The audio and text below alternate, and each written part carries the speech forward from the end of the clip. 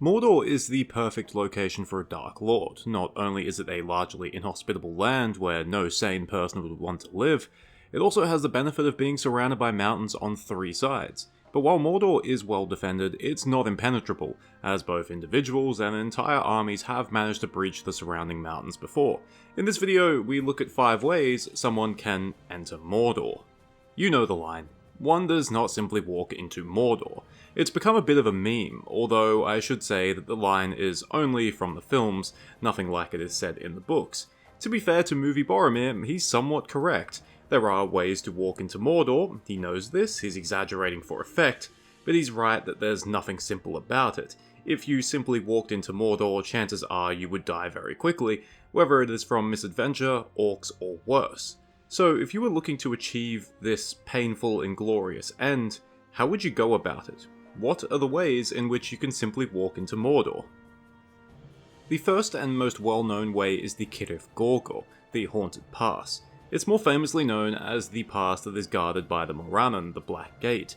Located in the northwest of Mordor, the Cirith Gorgor is a deep ravine between the mountains known as the Efelduath and the Ered Lifwi.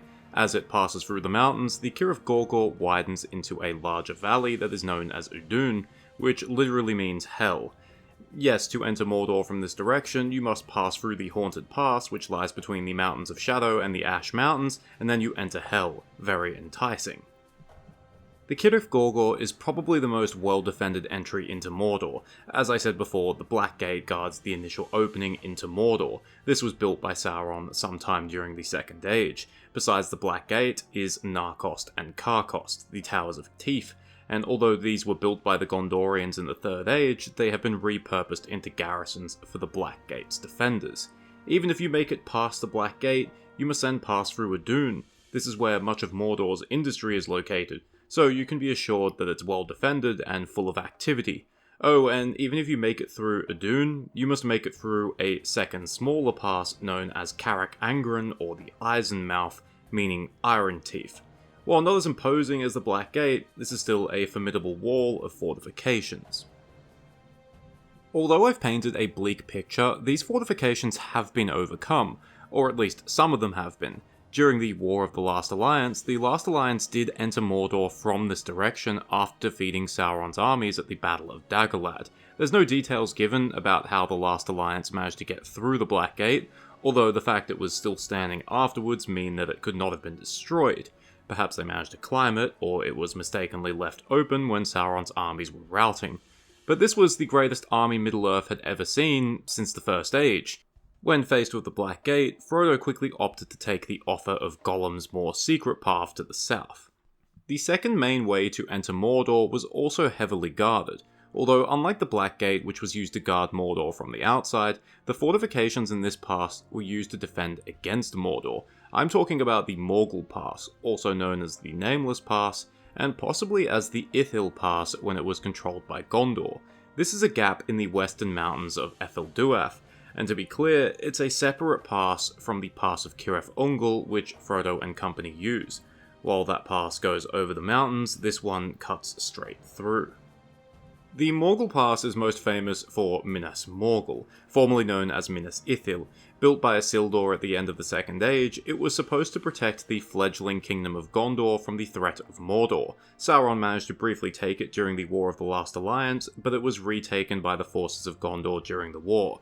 Afterwards, it gradually faded into irrelevancy until it was seized by the Nazgul in 2002 after a 2-year siege. It then became known as Minas Morgul and was the primary threat to Gondor until Sauron himself returned to Mordor late in the Third Age.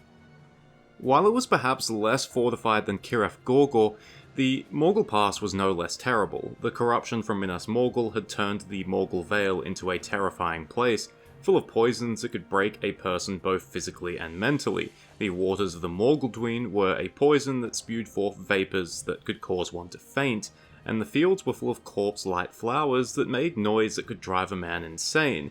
Even if one managed to overcome those obstacles, going through the pass would require one to get dangerously close to Minas Morgul itself, where who knows what manner of creatures would be watching the road. And in all likelihood, the road beyond Minas Morgul was also guarded. For this reason, it was never considered as a serious option by Frodo. The third pass is right next to the Morgul Pass. This is Cirith Ungol, the Cleft of the Spider.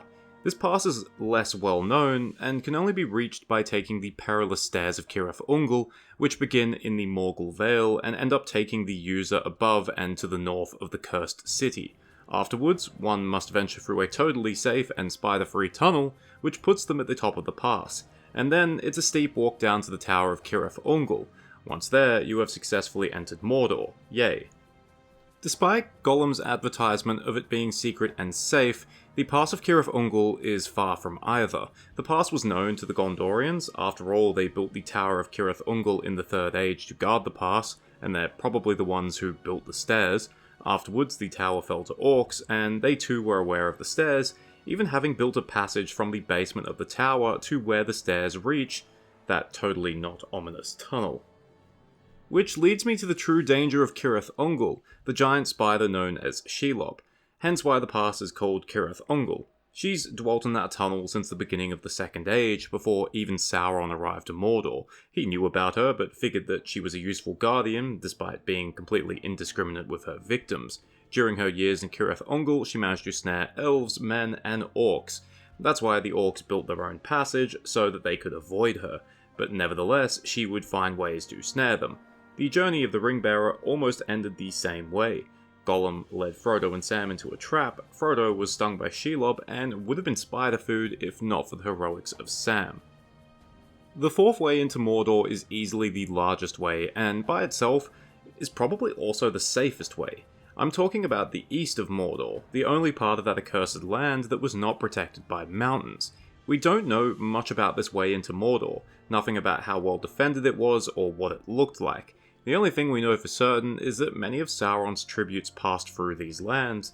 I'm talking about resources and slaves. From there, they would pass through Nirn, Mordor's breadbasket, and then to Barad-dûr itself in the far west of Mordor. Unfortunately, this route into Mordor was never an option for the Ringbearer. While it was probably less dangerous than the other passes I've mentioned, simply because it was so large and because it bordered Sauron's allies, therefore it didn't need to be heavily defended, there's still two important factors that made it completely unviable. The first was that it was too far away and would take too long to reach. It would require time the Ringbearer did not have. And secondly, to reach the east of Mordor, one would have to travel through either Rhûn or Harad and Khand, lands that were controlled by Sauron's servants. Even if you managed to avoid them, you would still have to spend weeks in Mordor, travelling through Nirn and then through Gorgoroth. Finally, we reach the fifth way into Mordor. The fifth way is a way that might not necessarily exist because it appears in some of Tolkien's drafts and even in a draft map, but does not appear in the final version of both the story and the map. Nonetheless, I'm going to talk about it. The place I speak of is the Nargil Pass, possibly the Red Pass. It's supposed to be located roughly around here, somewhere in the Efelduaf that separates Nirn and Harad. It's impossible to say whether Tolkien meant for the Nargil Pass to exist in the final draft of his story. If it did exist, it was probably used as a way for troops and supplies to enter Mordor from Harad. But then, one must wonder why the Haradrim were moving troops through Ithilien, where they could be ambushed, instead of using this safe, secure way. Maybe it was slower. In the end, it doesn't really matter to the story, because like the east of Mordor, the Nargil Pass was simply too far away for the Ringbearer, and once again, would have required them to pass through hostile territory in Harad. Thank you for watching, I hope you enjoyed it or at least found it interesting. Some of you might say, hold on, there's a sixth way, just fly into Mordor. But honestly, I think that isn't creative enough, and also that doesn't count as walking. Why even enter Mordor when you can just build a giant trebuchet in Minas Tirith and then fire the One Ring directly into Mount Doom from there like an ICBM? Okay, yeah, sure, you studied physics and say that might not be possible, but it's about vibes, not science. Cheers, farewell, and remember, one can simply walk into Mordor, but perhaps only once.